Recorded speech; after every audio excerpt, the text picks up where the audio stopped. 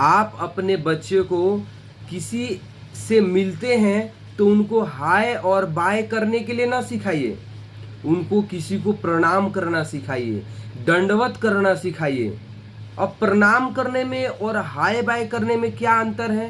देखिए, ध्यान से सुनिएगा। एक ऋषि हुए मार्कंडेय ऋषि।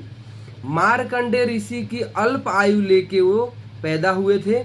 उनकी आयु केवल 11 वर्ष की उम्र की थी और ये बात उनकी माता पिता को भी पता था कि मेरा पुत्र 11 वर्ष के बाद मृत्यु हो जाएगी इसकी। मार्कंडेय ऋषि के माता जी बोले कि आप जो भी संत को मिले, जो भी वैष्णव को मिले, चाहे वो किसी भी जाति पाति का हो, उनको आप दंडवत प्रणाम करो। मार्कंडेय ऋषि ने नियम अपनाया, जो भी मिलता था उनको दंडवत करते थे, जो भी मिलता था उनको दंडवत करते थे। और कोई ना कोई कुछ ना कुछ तो आशीर्वाद देता ही है ना।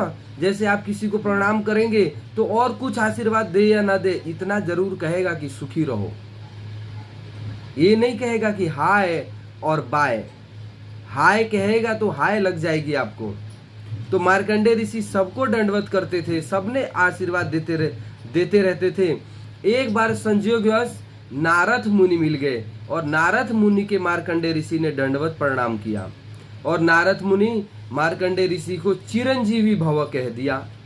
अब चिरंजीवी भव का मतलब होता है कि आप अमर हो जाएं।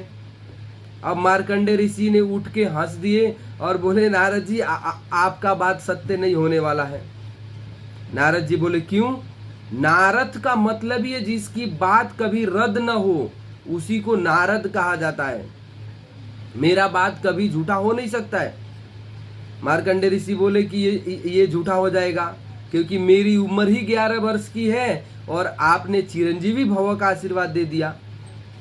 नारद जी बोले, ऐसा बात है, चलो मेरे साथ। अब मार्कंडेय ऋषि को लेके नारद जी ब्रह्मलोक गए और बोले कि आपको अंदर जाके ब्रह्मा जी को प्रणाम करना है। और जैसे मार्कंडेय ऋषि जी अंदर जाके ब्रह्मा जी को प्रणाम करते हैं, ब्रह्मा जी ने भी कहा चिरंजीवी भव। अब नारद जी बोले, मेरा टेंशन खत्म, अब जाने ब्रह्मा और जाने मार्कंडेय ऋषि।